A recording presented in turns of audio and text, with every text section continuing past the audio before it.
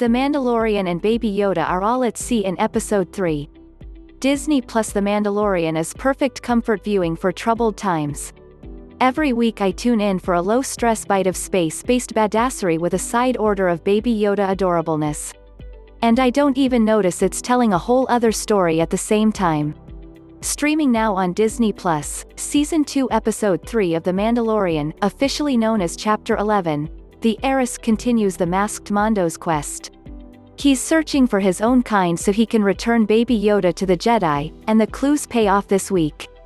Arriving on the watery world of Trask, something smells fishy, and we don't just mean the Mon Calamari in chunky knitwear. Hitching up with some squid-faced fishermen whose job is to trawl smaller squid and feed them to a bigger squid, it isn't entirely clear. The Mandalorian quickly reels in a major haul of betrayal and battle.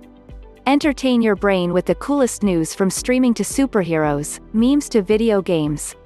The catch of the day, however, is some new friends for The Mandalorian. They're the latest guest stars to appear juiced in the nick of time, but you can forgive that plot contrivance because you know what kind of show you're watching, and b, they quickly jack up the stakes with some intriguing revelations about the Mandalorian himself. That's where the show is telling two stories. I love Star Wars, but I'm a getting excited at the movies every couple of years kinda fan rather than a must-devour-more-spinoffs kinda fan.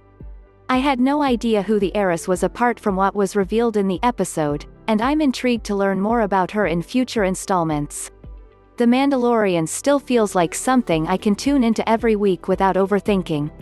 And yet, reading this week's handy Episode 3 recap from my Star Wars-obsessed buddy Sean Keane, I learned Bo-Katan Kryze is actually a major character from the Clone Wars. I had no idea. At no point did I feel like I'd missed something, or that the show had suddenly crossed over into unfamiliar storylines or arcane continuity. It was the same with dusty lawman Cobb Vanth in Season 2 Episode 1. I loved him because he was a cool character and I loved Timothy Olyphant. Only afterward did I realize devoted fans would be even more excited to see Olyphant take on the role of a familiar character from previous Star Wars spin-offs. The Mandalorian's use of these characters works on both levels without excluding the casual viewer. Because let's face it, as much as cinematic universes are rewarding for long-term fans, they can sometimes be hard work.